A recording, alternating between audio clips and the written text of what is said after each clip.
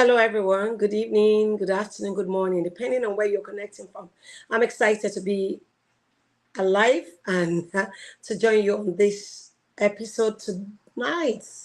So great to have you. Thank you, our guests, and also thank you, our viewers, for being on this show. But before I go into the show proper this evening, I'd like to just introduce what the show is all about: making a difference every day. We bring people of great minds who have great stories, who have been through low moments, difficult moments, from zero to be an hero. We bring them on board. Just a moment. I have another voice coming up here.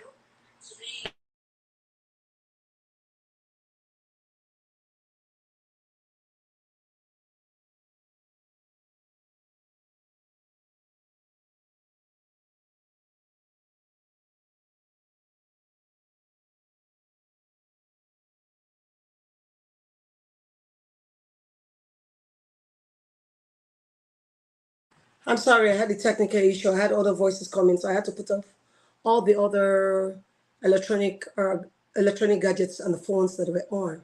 Thank you so much. I want to welcome everyone. Today is another Monday, making a difference every day with Sandra Uko, and we have a special guest with us. Her name is Leslie Nessie. But before I bring her on board, I just want to explain and share what the show is all about. We bring people of great minds who have been through difficult moments, who have been through tough times, who have gone from zero to hero, to learn and to glean from them, learn from their story, in order for us not to reinvent the wheel. So we have a great guest tonight with us who will be sharing her story, her passion, why she likes to help the disabled people, and how she copes as a military personnel and also a wife to a military personnel. So, but before I bring her on board, I'd like to introduce myself. My name is Sandra Oko. I'm a Master Leadership Certified Team Member, Speaker Coach, and Trainer.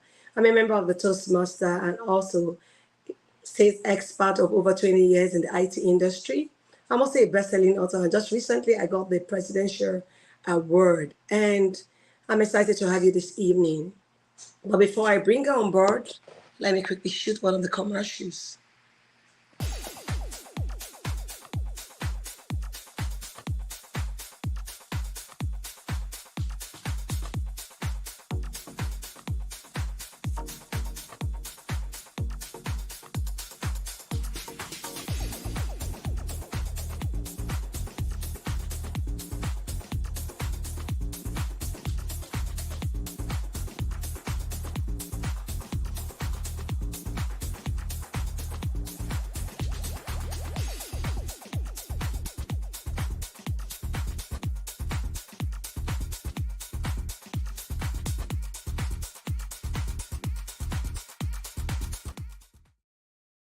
So welcome, welcome, welcome.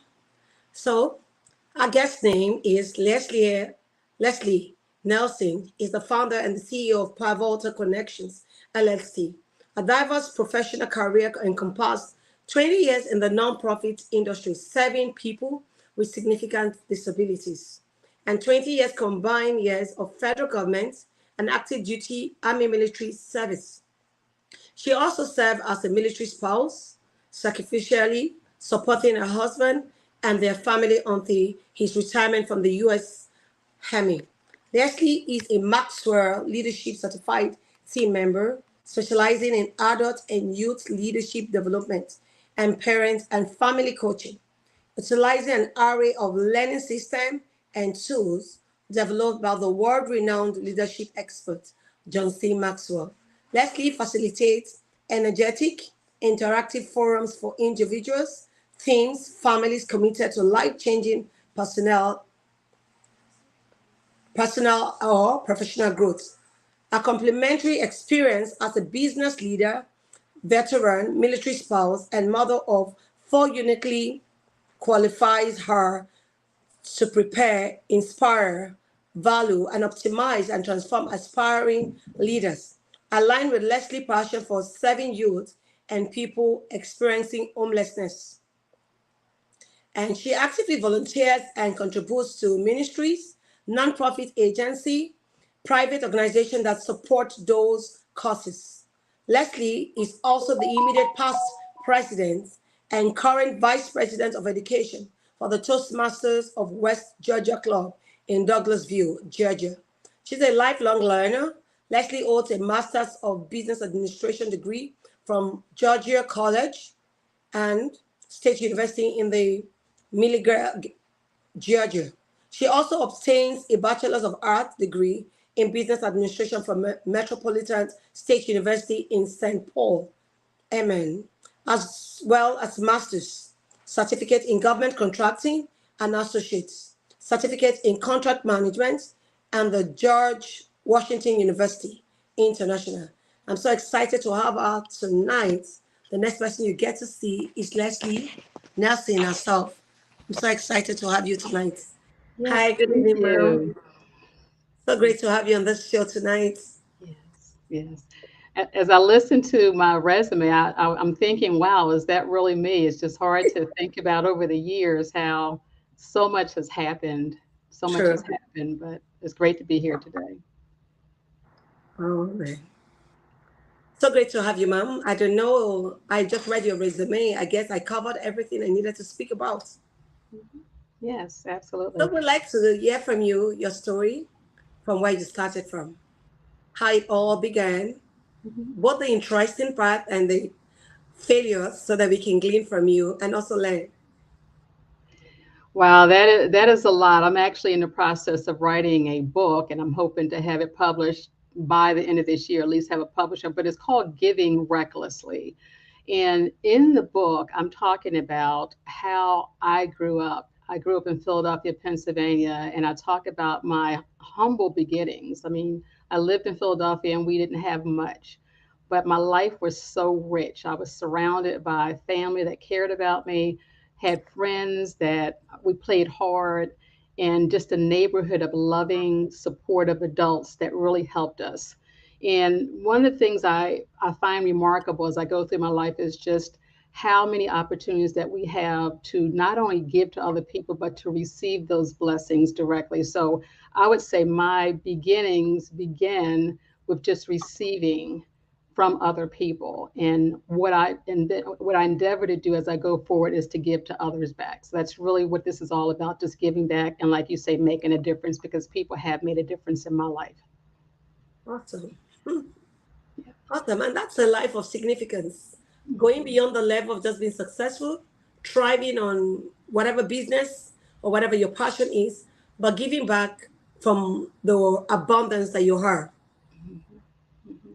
So great. I like to also find out what's driving you in helping the disabled people around you. So back in 2003, and this just was really, I never expected my life to take a turn the way it did. I had just stopped working for the federal government. We were on just another military assignment. And I happened upon an agency whose mission is to provide employment for people with significant disabilities. So this goes back to 2003. I applied for the position, I was given the position, and at that time, coincidentally, my husband, you may recall that the United States and Iraq went to war around 2003. Yeah. So as I was beginning that job, at the same time, my husband was deploying to Iraq. And at that time, we have four children, and they were all with me at that time. My mother graciously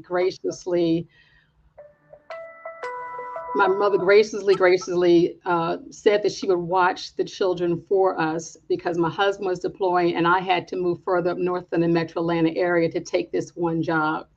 And so when I learned about this nonprofit agency, I got so excited because picture my husband is deployed, and this is a program, this is an organization where people are building, making equipment and providing services are directly impacting my husband. So as you think about military uniforms, you think about military accessories.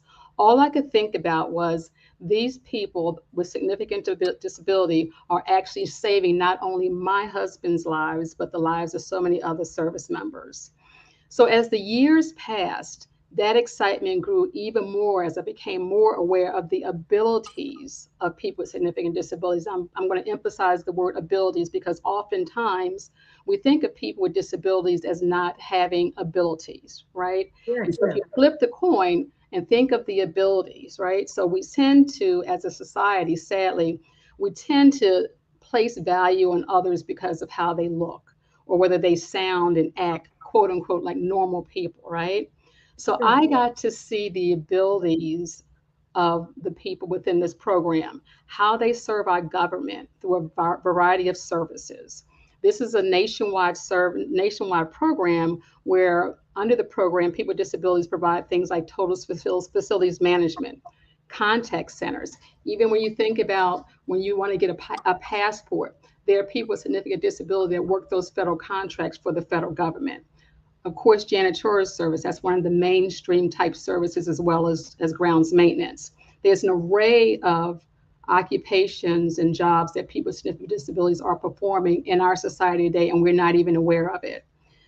So, in the course of learning this about people with disabilities, I also learned the importance of what we call people first language. We are all first and foremost what? People. Yeah. First and foremost, people, right? And our unique disabilities or challenges are secondary to us being people. We are people first. So, for example, I would say this person has a disability because, first and foremost, he is a person. I wouldn't say this is a disabled man because, first and foremost, he's a man. Also, just because that same person with a disability might not have use of his legs, he likely has uses of other parts of his body, his Sure. arms, his vision, his hands, that can greatly contribute to an employer and society at large. So we have to flip the script and and focus more on the abilities of people with disabilities than what they cannot or can do. And I'm sure across your lifetime, you maybe in your family, maybe friends, in other situations, you come across individuals that have disabilities. And Sure. I'm going to challenge you in our audience today. When you look at people with disabilities, they look at it as far as their disabilities because they're contributing a lot to our society today. And as far as my passion goes for serving them, my passion for serving people with disabilities is just like my passion is for every other person. My priority is loving people and serving people based on who they are, not what they cannot do. And that's true because a lot of times in the environment, we tend to size people based on how they look, what they can do for you. But beyond that, serving people who cannot give back to you far outweighs serving people who you think owe you a lot and need to give you something in return.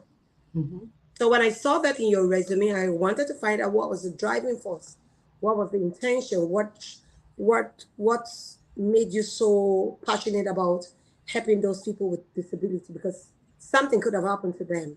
And this sometimes it's not a planned thing. Nobody likes to lose his leg or his vision or something. So mostly it's always an accident, something they didn't know about, something was not a pre-plan. Nobody likes to be classified as maybe disabled as a result of maybe vision, losing their hands or losing their leg. So such people, you need to show some extra care, extra love for them, because sometimes they could also have what you call an anxiety, Mhm. believing that people would either look less than them or treat them less in the society. So when you show them extremely true love, they Mhm. tend to reciprocate that same love.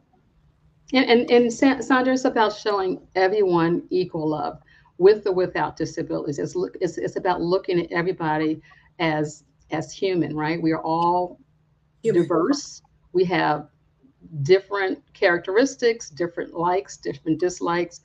You know, any of us, and I hate to talk doom or gloom, any of us are maybe a moment away from having a car accident or maybe having some type of medical condition that could cause us to your point, lose something that we have had all our life.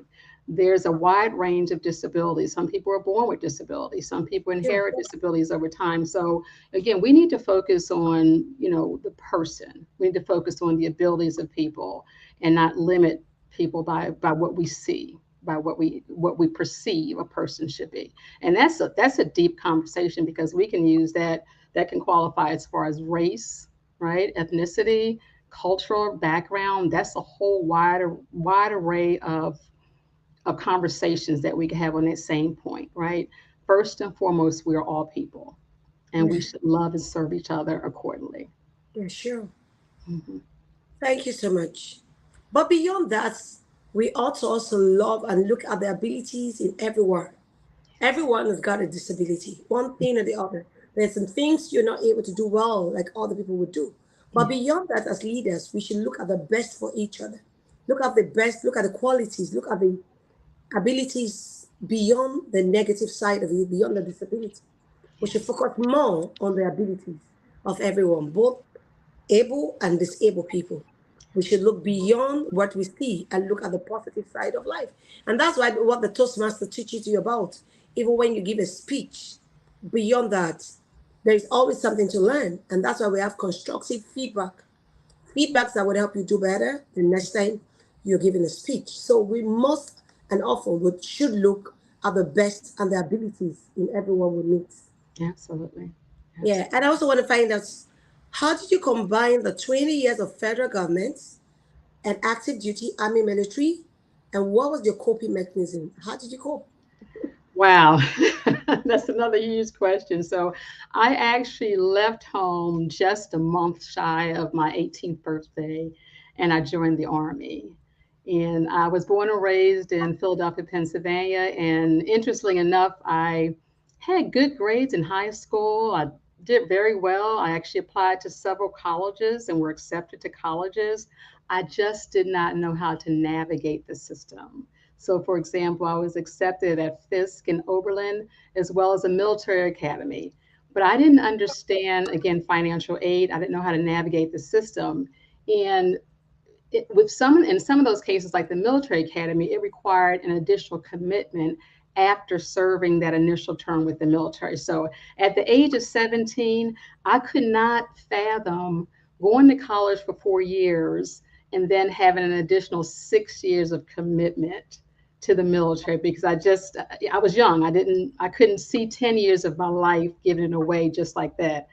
So I made the choice to join the Army, and I got to tell you, Sandra, that was the best choice that I've ever made. And I like to thank God for actually planting that seed in me, because it really led to the course of my life. You know, it's nothing that I would not repeat. It was hard, yes, but I don't regret a day of it. So, as far as the 20 years, so I actually served about 5.5 years on active duty. And then I had what they call like an inactive reserve time. And I had a little overlap from the military, and then I transitioned into the federal government. By this time, I had left the military. My husband was still in the military, and I was able to transition seamlessly into federal government service. So at the end of the day, I ended up with about 6 years of creditable military service, added to 14 years of federal government service, and that's how I had the combined 20 years of credible service to our country. And it's interesting because military life, when you think about coping as a military spouse and moving from place to place, it's not for everybody. It's Oh, just not for everybody. And you know what? That's perfectly okay. It's perfectly okay. I coped by living a disciplined life. My mom disciplined us. My dad disciplined us. We grew up in a neighborhood where everybody knew everybody. Like, I couldn't say just whatever I wanted to say around aunties and uncles or neighbors, because they corrected me, or they made sure my mom knew if I said something out of order. So I went into the military life already with a disciplined life.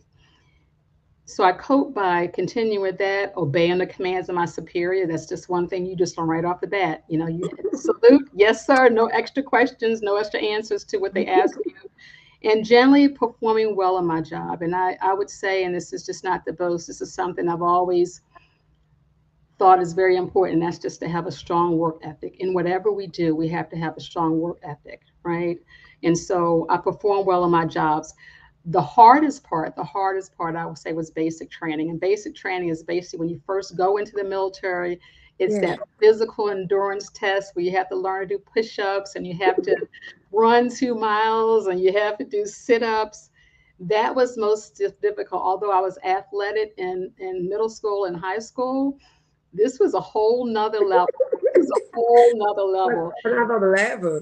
a whole nother level. And you had drill sergeants, and if you slouched, if you were doing a run and you slouched or slow down, or If you did something that you weren't supposed to do, they make you drop and do push-ups. And so this is a whole nother level of physical energy that I had to endure. So it was about swallowing my pride, Sandra. It was about developing what I call a can-do attitude. You'll hear that today in the military, can-do attitude, just to get through it.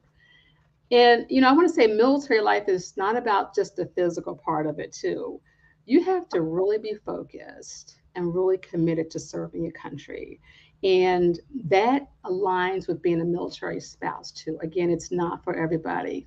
Kudos to the military spouses that are out there today still doing it, because in this environment today, when I was in the military, we didn't have as many conflicts, as many wars, as many opportunities, if you will, for conflict as we do today.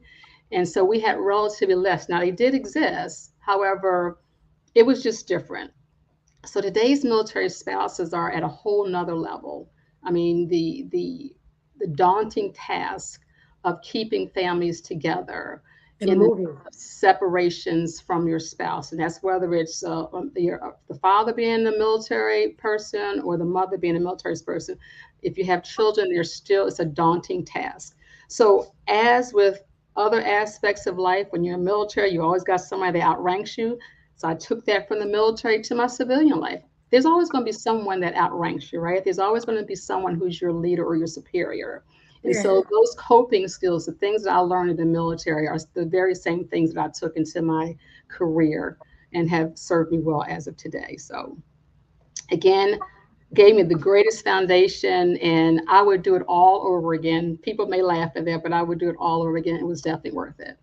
I think that's true. That's true. And that applied to me too. My dad was a military. So we tend to move home regularly. Every 3 to 4 years, we'll move into a new city.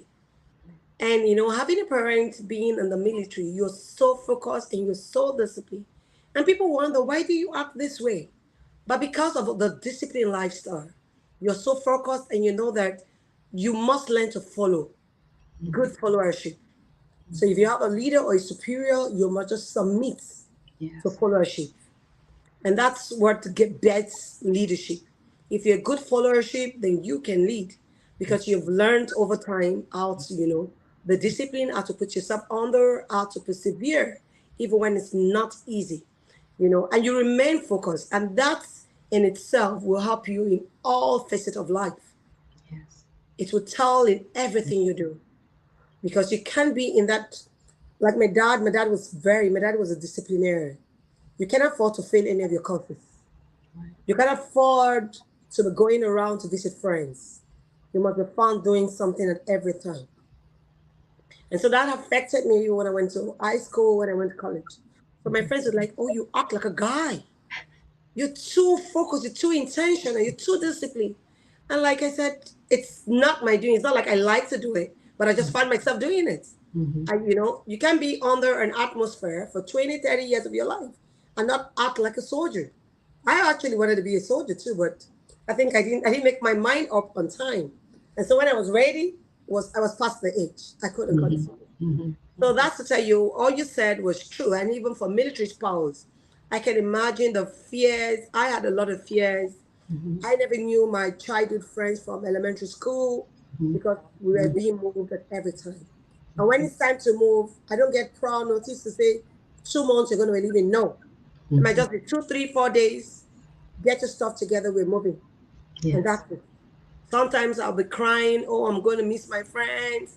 I didn't tell them at school that I'm not going to be coming after the holiday, but we're moving. Mm-hmm. And that's it. And then there was no communication. And then we had less use of emails or phones. So we had to use pay phones.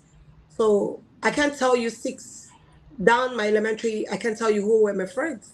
Right. I can't remember them because we moved over time. Mm-hmm. And so with that, you will have to learn to persevere. The lot is a lot. So just having you being in the military yourself, I can tell what you've been through because the trainings are very rigorous. You Yeah. must have the stamina and you must be ready to persevere. I've had Have. a lot of people say, "Oh, I can't do it." They can't. They maybe after 1 or 2 years they come back home and say they are done. They're not going back.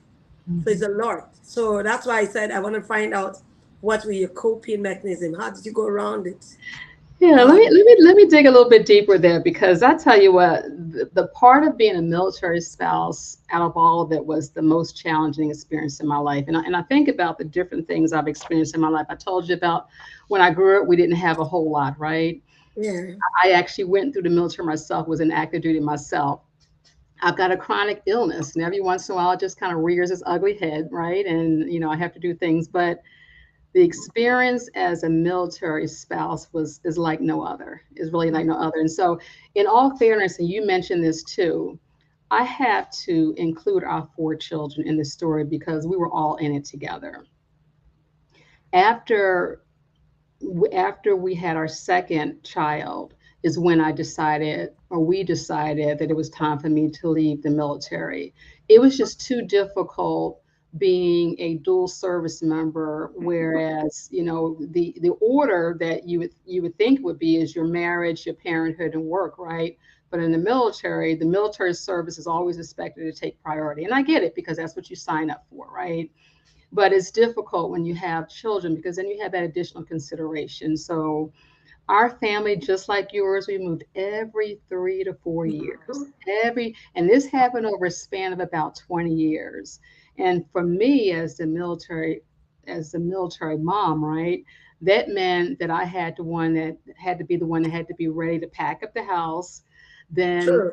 when we got to our new duty station, what did we do? We had to put everything back Oh my together God. at the other end, right? We had to get the kids into school. And I don't and Yeah, and I'm you not unpack everything. pack everything. And we were that family that did what's called a do-it-yourself move.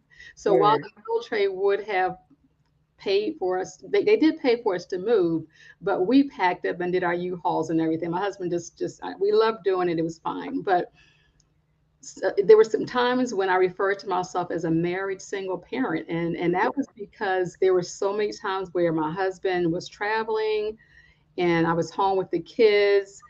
We didn't always get orders to go to his next duty station with him. I remember when he, for example, was assigned to go to Frankfurt, West Germany, we had to stay back in the States and wait for housing to become available before we could go. So, we packed up from Virginia and then we moved back to Philadelphia for a while and stayed with my family until we got orders to go to Germany. So think about that was from Virginia to Philadelphia, then we went to Germany, right? So that was a lot of movement.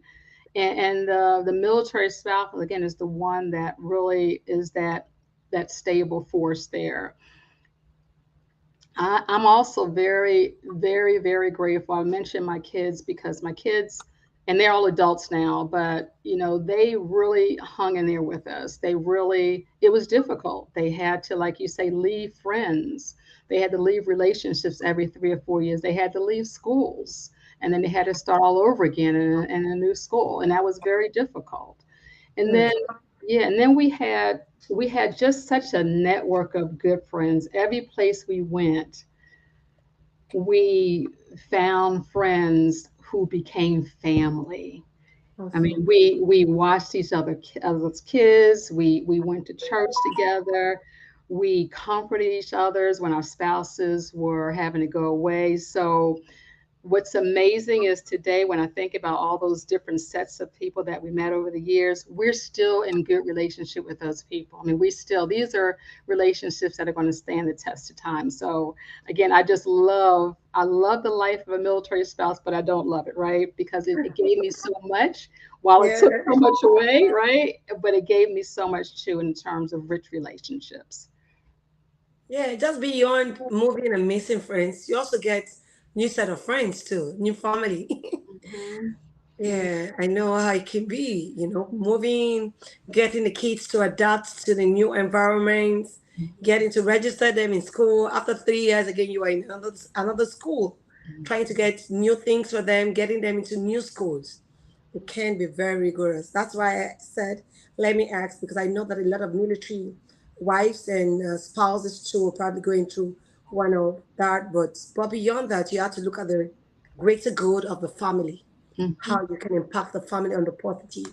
And that's why I would say thank you for taking that lead to taking a bow and not continue in the military. One person has to stay back Mhm. while the other person, gets so involved. So it takes a lot, surrendering and sacrificing your career and what Mhm. you want to do for the family. Then I want to find out what was it to be married. I know married to a military, you have to move here and there. And when he's not home, you have like the dad and the mom in the house. Mhm. So, having to be like a single parent, Mhm. communication, how are you communicating? And so I'm sure sometimes maybe there are no communication link. Maybe he's in a place where you cannot reach out to him. I know that's another coping mechanism. How did you manage with the kids? I'm And going to say, you had a family system around you. yeah, I'm going to say it depends. It depended on the situation, where he was, and where we were, and how comfortable we were. We had a time when we were overseas, and we didn't see him for a while. We couldn't see him because he was involved in a conflict, right? Yeah. There were times where my mom was wonderful. My mom came to stay with us when my two younger daughters were little itty bitty girls, right? And she was that rock, that foundation for my children, right? And when I mentioned before, when I started working with this nonprofit agency in Metro Atlanta, when I had to leave and he went to Iraq, my mom was the one that allowed them to stay with her. And they stayed with her. And what I would do, Sandra, and think about this, I would go to work on a Monday morning. I would drive about 2 hours to my job north. And then in the middle of the week, I would come back, 2 hours back, stay overnight so I could be with the kids for a bit. And then the very next morning, I would get back on the road to go back up to Metro Atlanta. And I was blessed because a coworker allowed me to stay with her during this period of time when my husband was gone. And then on the weekend, I would go back down to where my kids were staying with my mom. And it was just a rinse and repeat. And so I'm working full time, just trying to keep my career going. And it just took a lot. And this is not a doom and gloom or sad story. I believe that we were all destined to have a certain kind of life. And Yeah. if God didn't feel like that I was up to it, I'm sure He would have found other alternatives or Yeah. plans for me. But when you're going through it, you just keep going through it. You just, when you're going through, oftentimes you don't have the time to stop, to just breathe and just try to do different. You just have to keep on going, especially when you have children involved. The other thing I want to mention is that military spouses often give up career advancement opportunities. So moving every 2 or 3 years or 3 or 4 years is not conducive to promotion opportunities. Yes, And true. I'm saying all these things because I want all of us to think about military spouses today. My time is in the past, right? I've done Yeah. what I've done. I got through it, right? But I want us to think about military spouses today. And you hear about conflicts and wars going on all around, but think about the family back at home that's trying to keep it all together, and the sacrifices they're making. And our military families need to be supported. They need to have financial resources. There should be no military family that is without housing, that's without food, right? Without clothing for their kids. When I hear about things like that, it's a travesty to me. So, and just understanding what sacrifices are made, we should be saluting our military families and That's supporting them true. where we can. Um, One other thing I want to highlight is that I was always focused on my education. When you think about, what was something that kind of kept me rooted in myself, to do something for myself, because it's important to find something to do for yourself. And so I Yeah. mentioned I graduated high school and I went right into the Army. So I didn't start college right away.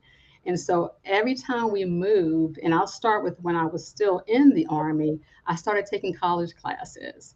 And every time we moved, I would go to another college. And there were times where I would lose credits or I had to repeat classes because the Mhm. systems were different, right? Yeah. And so I tell you, it took me all of 13 years after I graduated from high school to get my bachelor's degree.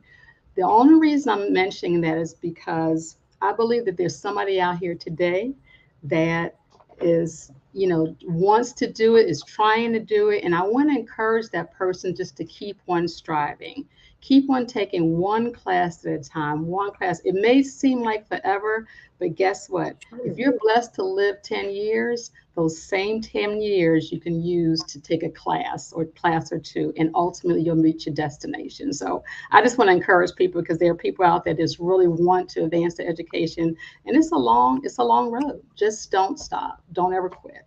What John Maxwell says, learning, it just never stops, right? It's a lifelong journey. Yeah, like you rightly said, it is not how long, but how well. It can take forever, but how well are you able to put yourself together to doing it? And it takes determination. I know that a lot of times people might like, oh my God, I've, I've repeated this class over and over. I don't think I can do it. But having the determination that you can do it, like you rightly said, having the can-do spirit, I can do it. No matter how difficult, just keep pushing, and you will surely get to your destined point. Like I rightly said, those little baby steps would surely take you there. The Yes. problem is not making a move, not taking an action, not taking a risk. You will Mhm. never move.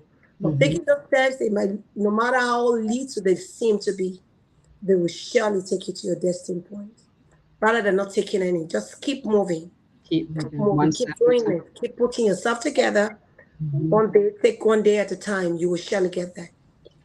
I want Like to you share. rightly said, you spent 13 years, but Yeah, let some it. others probably would have thrown in the tower. I like, Right. this is not, and some would never even venture. They rather want to be a stay-at-home mom and not improve themselves. But looking beyond what you're going through now, yes, we are giving back to the family. Yes, we want to be there for the family, but we also need to think about ourselves too. Like you rightly said, she was just schooling, making sure she's staying abreast of education and information. She didn't give in to say, okay, because this is happening, then I just have to stop everything I'm doing. Your Mhm. life doesn't have to stop because you have to take care of the family. While taking care of the family, you need to still move your life forward. And you know what? Hats off to stay at home mom, because I think that stay at home moms also don't get enough credit. Some people undervalue what it takes Yeah, to be a stay at home yeah. mom, and that is absolutely inconsistent with what they contribute to the families. Stay at home moms, in my perspective, if they were not taking care of our children, we'd have a whole different scenario, Yeah, right? even a And so dysfunctional home. we've got to value stay at home moms, because it's a job. It's a It's the job, Lord. I it's know. just like going out the door and driving to work and commuting. It's a job every day, and it's not just stay at home moms. We have stay at home dads, the whole shebang, if you will. Let's give them the credit that they deserve for just raising our youth, because it is a journey, it is work. It True. definitely is. Praise the Lord. And that's why even when you check the crutch, you check the schools, the teachers are doing a lot. So having a stay-at-home mom and a stay-at-home dad, they are also doing a lot to ensure we have, functional children, functional adults. Absolutely. You need the family presence. You need the spouse, you need the mom and the dad around. Yeah. Like I rightly said already, what happened about your journey? But I just knew that from the federal government, the military, you had a switch to leadership. John Maxwell, what is the drive? Yeah, so when it's all said and done, I had a total of 40 years of service. And when I think about 40 years, I just, when I started doing the math, it's like, oh my goodness, I'm approaching 40 years, and that's the 20 years with the military and federal government. And then the agency I shared that I left them in the middle of March of retirement per se. I had spent 20 years with them too. So total was 40 years. So around October of 2021, actually, I became certified with Maxwell Leadership, I believe, in August of 2020.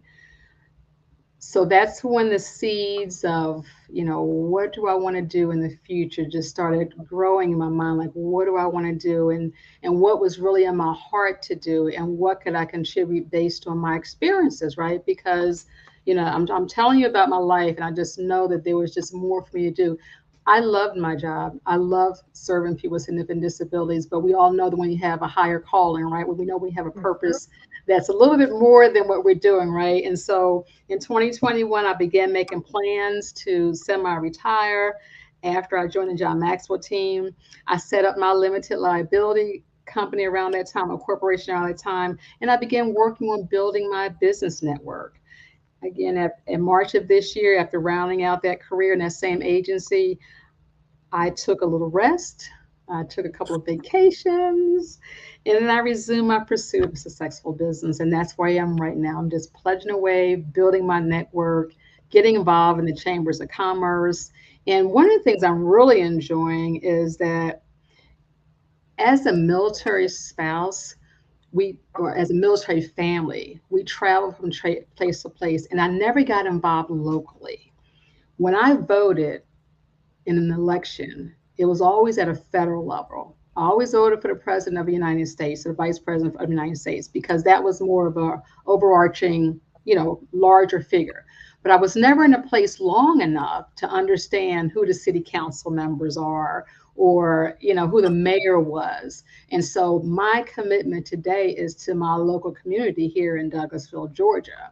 I am getting immersed, if you will, in the community. I am engaging with organizations that are serving local youth, right? Boys and Girls Club. I want to really get into places like that. I serve with a ministry over in Marietta, and their ministry is all about serving youth who have one or more parent who is incarcerated. And that's just an amazing ministry. It's called Kids to Leaders. So I really want to rechannel my energy so I'm serving more locally, because I had all those years when I was not able to do that. So as you might be able to tell, I'm just loving this new season. I'm just Yeah. loving this new season in my life where I'm getting to realize and see things that I wasn't able to see before. And I'm not knocking not being able to see. It's just a whole new world, as they New say. life, Right? new And I'm just season. loving it. It's just a whole new world. So that's how I got to transitioning from where I was and now moving into John Maxwell team. And that's quite a journey. I don't know if I mentioned to you, and I think you said it in my introduction too, the parenting and family certification is something that's really near and dear to my heart, because when you think about military spouses and the ability to now talk to military spouses about the things that I experience and being available as a coach, right?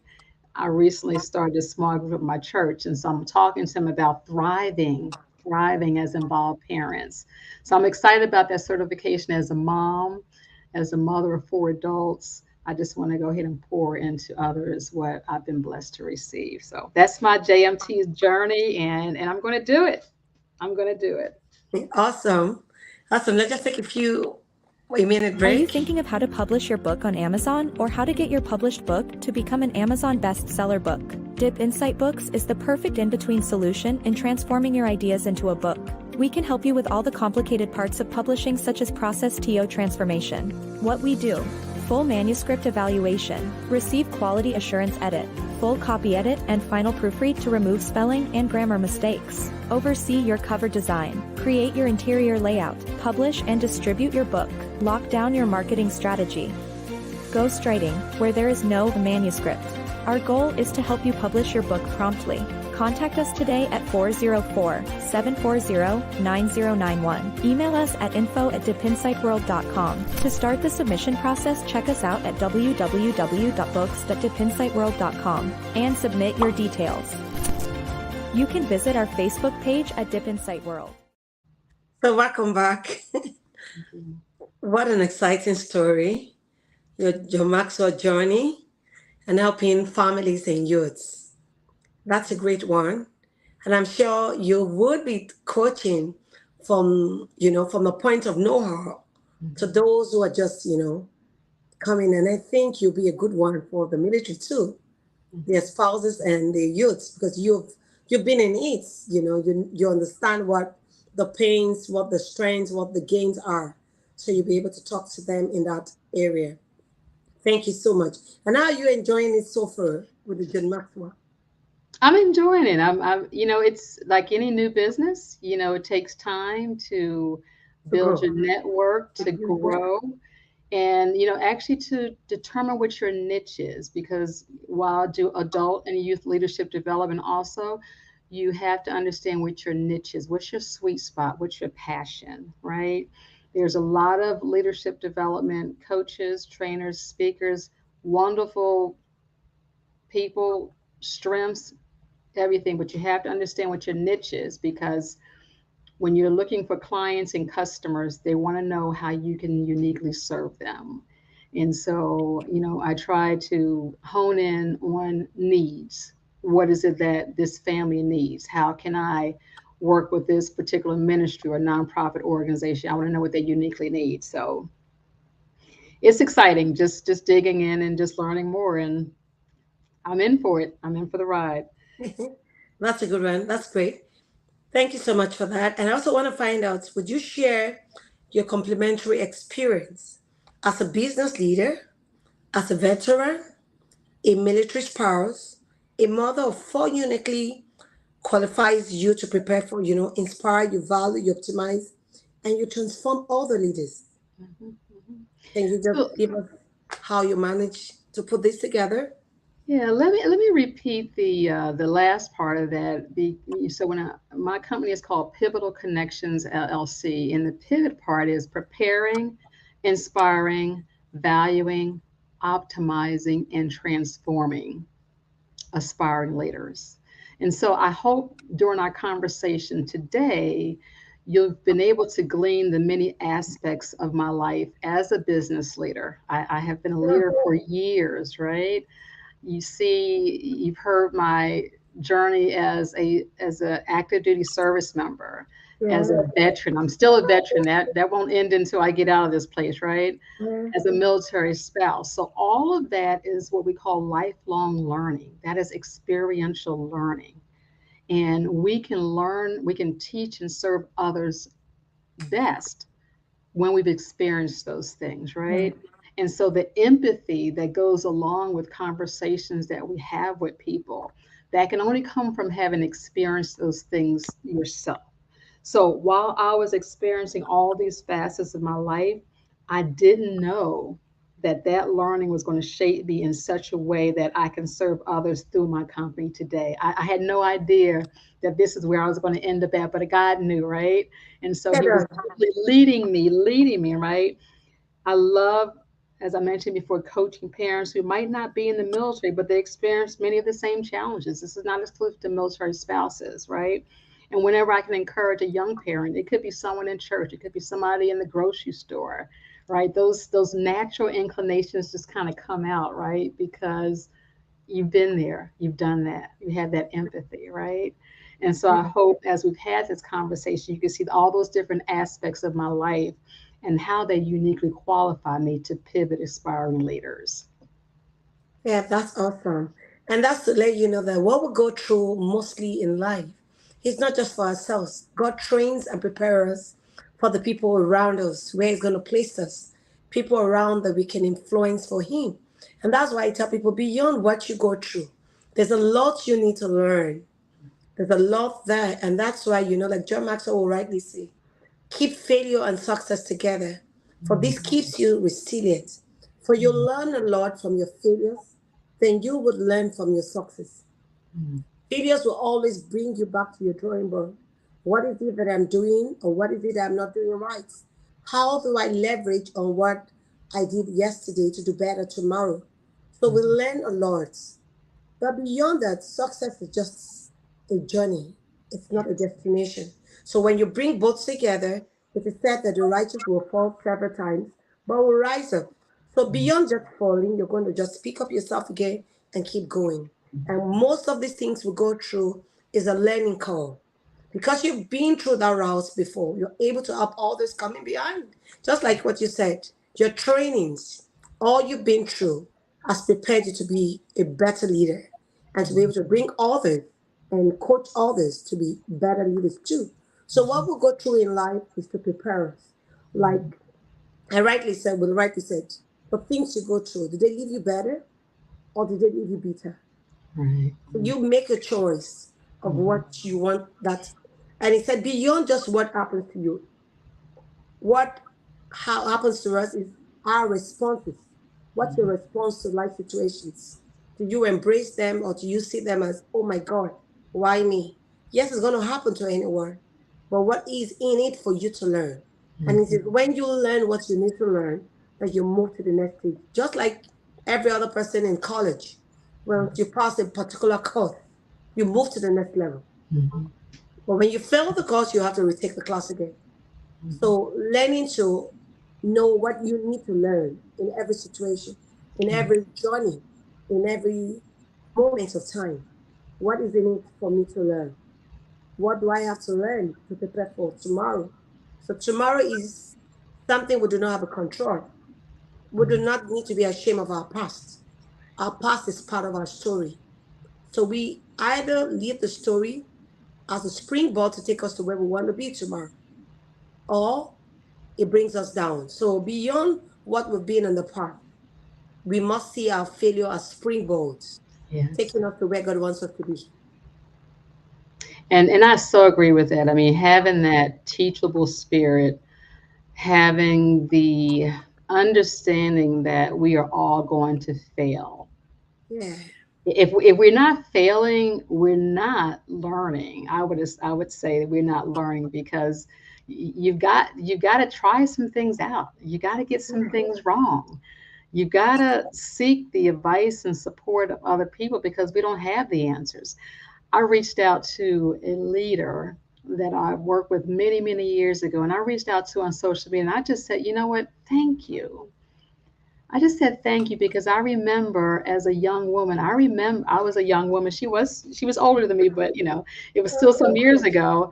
But I remember that with me and two of my coworkers, she taught us, Sandra. She told us what her responsibilities was. She was our leader, right? But she explained the connections between what we did and what she did so we could see that bigger picture, right? And she coached us and mentors. I used to drop popcorn on the office floors. That used to irk her a little bit when I was eating popcorn. But other than that, and I reached out to her about a couple of weeks ago and I said, just thank you. Thank you. So adding to what you're saying, reach back and thank those leaders. And we're not talking about managers here. Managers are concerned with processes. yeah, Reach prevent. back to the leaders that have helped you along the way and True. tell them thank you. Yeah. Tell them thank you because a lot of times people aren't even aware that they might have encouraged you when you were having a low day. They might have lifted your spirits up. They might have encouraged you in something unawares. And so picture just going back to somebody and saying, hey, you know what? You didn't know this, but I was having a rough day. Yeah. And you came to my desk and you said, you can do it. You got this. You got this. And that True. person may not even picture themselves as being a leader, but I would say they are because leaders do what? Leaders lead. Leaders are people that others want to follow, True. right?